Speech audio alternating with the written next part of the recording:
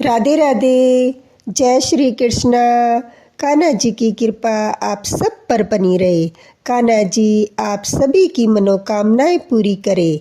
आज हम माघ मास महात्म्य का 20वां अध्याय सुनेंगे। देखिए, माघ मास में संगम में स्नान करने वाला व्यक्ति जन्म मरण से रहित हो जाता है। गंगा और यमुना के संगम की हवा के स्पर्श से बहुत से दुख नष्ट हो जाते हैं। इसलिए प्रयत्न करके माघ स्नान अवश्य करना चाहिए। आज मैं आपको भगवान श्री कृष्ण की भक्ति की एक पौराणिक कथा सुनाती हूँ। एक बार की बात है, किसी नगर में एक राजा ने एक मंदिर बनवाया जिसमें श्री कृष्ण की एक मूर्ति भी रखवाई, लेकिन उसकी कभी पूजा नहीं की। पूजा करने के लिए मंदिर में एक पुजारी को रखा गया। पुजारी नियमित कान्हा जी को नहलाता और बड़ी ही श्रद्धा भाव से उनकी पूजा अर्चना करता। राजा भी रोज कान्हा जी के लिए एक फूलों की माला भेज देता था और जब वह दर्शन करने आता तो पुजारी उस माला को उतारकर राजा को पहना देता। ऐसा करते करते पुजारी की भी उम्र बीत चुकी थी। एक दिन किसी वजह से राजा नहीं आ सका। उसने एक सेवक के हाथ मंदिर में माला पहुंचा दी और कहलवा दिया कि आज वह मंदिर नहीं आएगा, इसलिए पुजारी उसका इंतजार ना करे। इतना कहकर सेवक चला गया। पुजारी ने हमेशा की तरह कान्हा जी को माला पहना दी, लेकिन जब शाम हुई तो पुजारी जी सोचने लगा, माला उतार कर किसे पहनाई जाए। उसने सोचा, क्यों न आज माला मैं पहन लूं, वैसे भी मेरी उम्र हो चली है, जीवन का क्या पता कब खत्म हो जाए। इतना सोचकर पुजारी ने माला उतारकर अपने गले में डाल ली, लेकिन इतने में ही सेवक आ गया और उसने बताया कि राजा की सवारी मंदिर में पहुंचने वाली है। राजा की सवारी की बात सुनकर पुजारी जी बेचारा डर गया। उसने सोचा, अगर राजा ने उसे देख लिया तो वे उसे मरवा डालेंगे। आनन फानन में पुजारी ने माला उतारकर वापस कान्हा जी को पहना दी। जैसे ही राजा अंदर आया तो हमेशा की तरह पुजारी ने माला कान्हा जी के गले से उतारकर राजा को पहना दी, लेकिन माला पर लगा सफेद बाल देखकर राजा समझ गए कि पुजारी ने यह माला स्वयं ही पहनी थी। बस फिर क्या था। राजा क्रोधित हो उठे और उन्होंने गुस्से में पुजारी से पूछा कि माला पर सफेद बाल कहाँ से आया। तब राजा की बात सुनकर पुजारी डर गया और बोल पड़ा, ये तो कन्हैया जी का है। अब तो राजा और भी क्रोधित हो गए, क्योंकि कान्हा तो भगवान है और उसके बाल सफ़ेद कैसे हो सकते हैं। इसलिए राजा ने फरमान सुना डाला कि कल श्रृंगार के समय राजा खुद आएंगे और देखेंगे सच में ही कान्हा जी का सफ़ेद बाल है या पुजारी झूठ बोल रहा है। उन्होंने कहा कि अगर पुजारी ने झूठ बोला होगा तो वे उसे फांसी दे देंगे। राजा का फरमान सुनकर पुजारी का बुरा हाल हो गया। उसने सोचा, अब क्या करे, कहाँ जाए, अब तो उसका मरना तय है। तब रोते रोते वह भगवान की शरण में पहुंचा और उसने कहा कि हे केशव, मुझसे झूठ बोलने का अपराध तो हुआ है, लेकिन हो सके तो मुझे क्षमा कर दें और राजा से मेरी रक्षा करें। पुजारी ने कहा कि हे माधव, आपकी सेवा करते करते मैं वृद्ध हो चुका हूँ। अब आप मुझे माफ़ कर दीजिए, ऐसी गलती दोबारा नहीं होगी। यही कहते कहते पुजारी की न जाने कब आँख लग गई और उसकी आँख तब खुली जब सुबह हो चुकी थी। उधर सुबह होते ही राजा भी आ गया और कहने लगा, आज कान्हा जी का श्रृंगार वह खुद करेगा। ऐसा कहकर जैसे ही राजा ने कान्हा जी का मुकुट उतारा तो देखा कि श्री कृष्ण के तो बाल ही सफ़ेद हैं। लेकिन राजा को फिर भी यकीन नहीं हुआ। उसे लगा कि फांसी के डर से पुजारी ने ही बालों को रंग दिया होगा। राजा ने सोचा कि क्यों न कान्हा जी का एक बाल तोड़ कर देखा जाए। इसके बाद राजा ने कान्हा जी का एक बाल तोड़ लिया, लेकिन जैसे ही बाल टूटा, कन्हैया के सिर से खून की धार बहने लगी। यह देखकर राजा भगवान के चरणों में गिरकर माफ़ी मांगने लगा। तभी श्री कृष्ण की मूर्ति से आवाज़ आई, हे राजन, तुमने मुझे केवल मूर्ति मात्र ही समझा, इसीलिए आज से मैं तुम्हारे लिए केवल मूर्ति मात्र ही रहूँगा। लेकिन पुजारी ने सच्चे मन और पूरी श्रद्धा से मेरी भक्ति की है, इसीलिए उसकी अनन्य भक्ति को देखकर मुझे अपने बाल सफ़ेद करने पड़े। कन्हैया जी ने कहा कि भक्ति में कभी भी संशय नहीं करना चाहिए और सच्चे भक्त की लाज तो मैं कभी जाने ही नहीं देता। बोलो कृष्ण भगवान की जय, राधे रानी की जय। अब हम अपना माघ मास महात्म्य का 20वां अध्याय सुनेंगे। इससे पहले के अध्याय में हमने जाना कि भगवान ने देवद्रुति को दर्शन दिए और वर मांगने को कहा। तो देवदूती ने कहा कि आपके दुर्लभ दर्शन मुझे प्राप्त हो गए और मुझे अब क्या चाहिए, मैं आपकी भक्ति में लगा रहूं। भगवान उसके वचन सुनकर कहने लगे कि ऐसा ही होगा। जो मनुष्य तुम्हारे कहे गए स्तोत्र को पढ़ेगा, उसकी मुझ में अचल भक्ति होगी। इतना कहकर भगवान अंतर्ध्यान हो गए और देवदूती भगवान के भक्ति में लीन हो गए। तब देवनिधि कहने लगे कि हे महर्षि, जैसे गंगा जी में स्नान करने से मनुष्य पवित्र हो जाता है, वैसे ही भगवान की इस कथा को सुनने से मैं पवित्र हो गया। कृपा करके उस स्तोत्र को कहिए जिससे उस ब्राह्मण ने भगवान को प्रसन्न किया।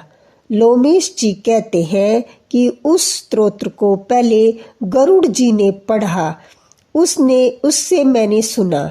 हे विप्र, यह स्तोत्र अध्यात्म विद्या का सार, पापों के नाश करने वाला है। वासुदेव सर्वव्यापी, चक्रधारी, सज्जनों के प्रिय, जगत के स्वामी श्री कृष्ण को नमस्कार है। जब स्तुति करने वाला जिसकी स्तुति की जाए तथा सभी जगत विष्णुमय हो तो किसकी स्तुति की जाए। जिस भगवान के संस्वाद वेद है और कौन सी स्तुति है उनकी प्रसन्नता के लिए की जा सकती है। जिसको वेद नहीं जान सकते, न वाणी मन जान सकता है, उसकी स्तुति मैं अज्ञानी कैसे कर सकता हूँ। सारा चर अचर संसार जिसकी माया से चक्र की तरह घूम रहा है, इसी से है। हे प्रभु, आप चक्रपाणी कहलाते हो। ब्रह्मा विष्णु आप ही हो। सारे संसार को उत्पन्न करने वाले, ब्रह्मा को भी आप उत्पन्न करने वाले हो। जब जीव शरीर को धारण करता है तब उसको ज्ञान उत्पन्न होता है। तुम सब सुखों के दाता हो, इसमें कोई संदेह नहीं है। आपसे संपूर्ण सुखों के देने वाली बुद्धि उत्पन्न होती है। आप ही 5 कर्मेंद्रियों, 5 महाभूत तथा मन के विविध भाव हो। ब्रह्मा विष्णु रुद्र की कल्पना से आप संसार की कल्पना इसी प्रकार करते हो जैसे पिता पुत्र की। कवियों में आप जो रूप शोभा देता है उस निर्गुण विष्णु भगवान को नमस्कार करता हूँ। जिसमें ज्ञान रखने की श्रुतियों में कहे हुए कर्मों को लोग करते हैं, उस पवित्र ब्रह्मा को मैं नमस्कार करता हूँ। मैं उस सत्य रूप हरि को, जिसको योगी लोग सब प्राणियों में आत्म रूप में देखते हैं, उपासना करते हैं, जिनको गाते हुए और यज्ञ करते हैं, उन्हें उस माधव भगवान को मैं नमस्कार करता हूँ। मनुष्य को माया तथा मोह रूपी वायु से सदा भभकने वाली ज्वाला आपके चरण कमल की छाया पहुँचाने से नहीं जलती। जिसके स्मरण मात्र से मोह, अज्ञान, रोग, दुख दूर हो जाते हैं, उस अनंत रूप को मैं नमस्कार करता हूँ। जिसके मिल जाने पर और किसी दूसरे की इच्छा नहीं रहती, जिसको जानकर अद्वैतवादी आत्मा को समान देखते हैं। यदि विष्णु शब्द का अर्थ और उसके विषय का ज्ञान एक ही होता तो इस सत्य से, हे माधव, इस संसार की माया में फंसकर तेरे ही ध्यान में रत रहता है। यदि वेदांत दर्शन में भगवान सारे संसार में व्याप्त है तो इसी सत्य से भगवान में मेरी निर्विघ्न भक्ति हो, जो बीज नहीं तो भी बिना बीज के स्वयं विद्यमान है। सो वह विष्णु भगवान के रूप रंग से हमारे बीज के टुकड़े टुकड़े को, जो सृष्टि स्थिति तथा लय के लिए ब्रह्मा विष्णु और महेश 3 रूप धारण करते हैं और कार्य में सत्य, रज और तम इन गुणों में विद्यमान है, वह भगवान मुझ पर दया करे। जो देवताओं की प्रार्थना पर अवतार धारते हैं, वह भगवान मुझ पर प्रसन्न हो। जो प्राणियों के हृदय रूपी मंदिर में निर्मल देव वास करते हैं, वह भगवान मुझ पर प्रसन्न हो। जो अविद्या पूर्ण संसार का त्याग करता है, जग में आप हो, आपका बनाया हुआ विश्व आनंद करता है, आपके त्याग करने पर अपवित्र हो जाता है, उसका साथ करने पर भी तुम बिना साथ के बने रहते हो। विकार रहित, जिसकी पंचभूत योग से पैदा हुआ चैतन्य मानते हुए उपासना करते हैं। जैन लोग आपको शरीर का परिणाम मानते हैं और सांख्यवादी तुम्ही को प्रकृति से पर पुरुष मानकर ध्यान करते हैं। जन्म इत्यादि से रहित चैतन्य रूप सदा आनंद स्वरूप उपनिषद जिसकी महिमा गाते हैं। आकाश आदि 5 महाभूत, देह, मन, बुद्धि, इंद्रियां, सब कुछ तुम ही हो। तुमसे अलग और कुछ नहीं। तुम ही सब प्राणियों के उत्पन्न करने वाले हो और मुझ में शरण देने वाले हो। तुम ही अग्नि, रवि, इंद्र हो। मंत्र, क्रिया और फल सब ही तुम हो। कर्म देने वाले बैकुंठ में तुम्हारे सिवाय कोई नहीं है। मैं तुम्हारी ही शरण में हूँ। सब प्राणियों के हेतु तथा आपको शरण देने वाले, उनको शरण देने वाले तुम ही हो। जैसे युवा पुरुष की युवती में और युवती की युवा में प्रीति होती है, वैसे मेरी प्रीति तुम में हो। तो जो पापी भी आपको प्रणाम करता है, उसको यमदूत ऐसे नहीं देखते जैसे उल्लू सूर्य को। प्रत्येक पाप मनुष्य को उस समय तक ही दुख देते हैं जब तक वह आपके चरण कमलों का सहारा नहीं लेता। जिसको गुण, जाति तथा धर्म स्पर्श नहीं कर सकते तथा गलतियां भी स्पर्श नहीं करती, जो इंद्रियों के वशीभूत नहीं है, जिनका बड़े बड़े मुनि लोग साक्षात नहीं कर सकते, उस भगवान को मैं नमस्कार करता हूँ। जितने ज्ञान रूपी सुंदर गुण है, जिन्होंने सुख स्वरूप मोक्ष रूपी लक्ष्मी का आलिंगन किया है, जिन्होंने आत्मा स्वरूप सुख भोगा है और जिन्होंने ध्यान रूप सुख भोगा है और जिन्होंने ध्यान रूप से मृत्यु को वश में कर लिया है, ऐसे मुनियों से सेवित भगवान को नमस्कार है। जो जन्म आदि से अलग है, जिनको काम क्रोध आदि दोष दुख नहीं देते, उन वासुदेव भगवान को मैं नमस्कार करता हूँ। जिनके ज्ञान की गति से अविद्या रूपी मल शुद्ध हो जाता है, जिसके ज्ञान रूपी शास्त्र से संसार रूपी शत्रु का नाश हो जाता है, उन दुखों के नाश करने वाले को मैं नमस्कार करता हूँ। जिस प्रकार भगवान सब यथावर जगम संसार को उत्पन्न करते हैं, इसी सत्य से भगवान मुझको दर्शन दे।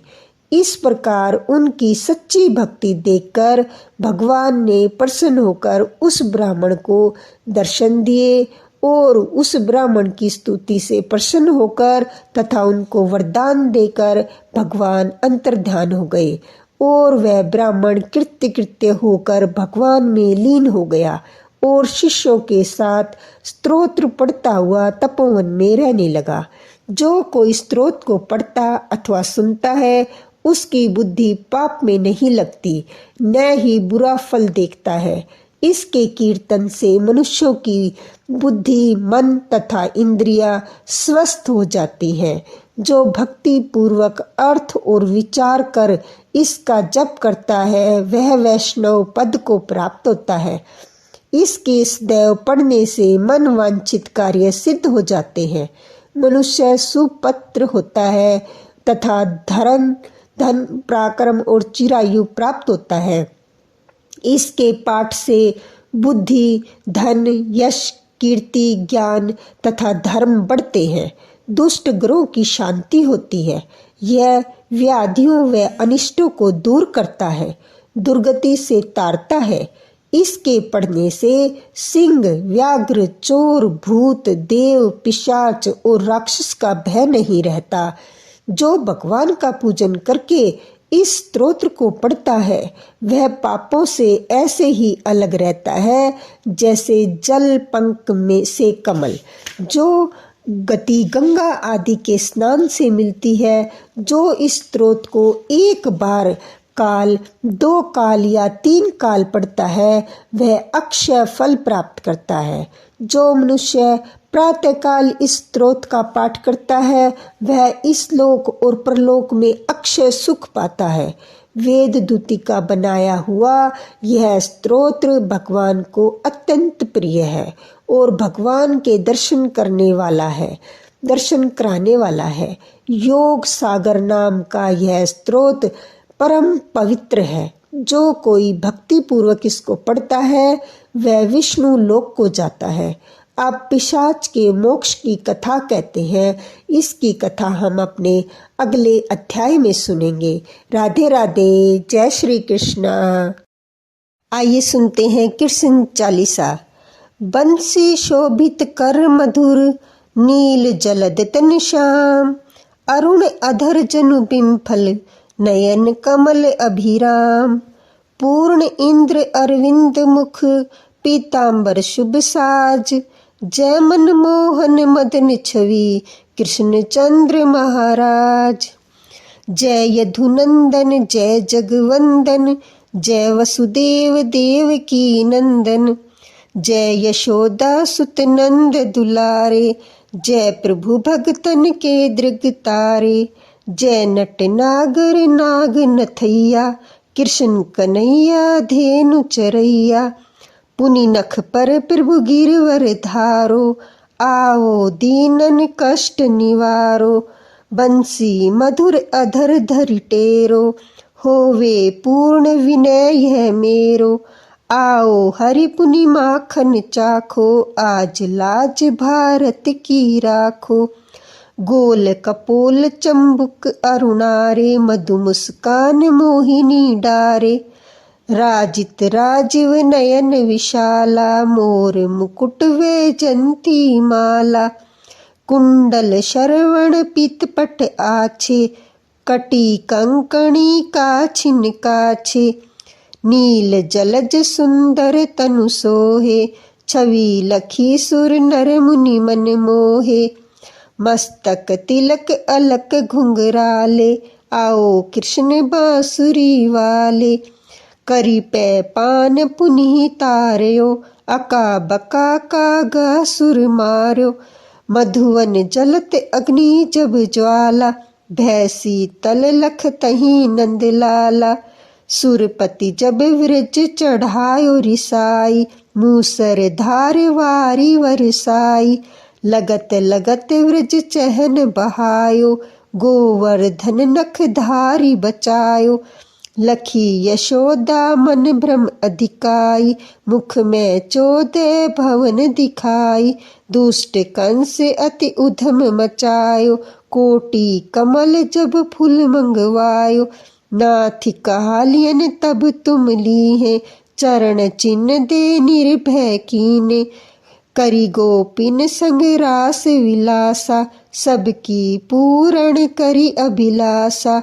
केतिक महा असुर संहारो, कंस ही केस पकड़ दे मारो। मात पिता की बंदी छुड़ाई, उग्रसेन कह राज दिलाई। मही से मृतक छहो सुत लायो, मातु देव की शोक मिटायो। भीमासुर मुर दैत्य संहारी, लाए षष्ठ 10 सहस कुमारी।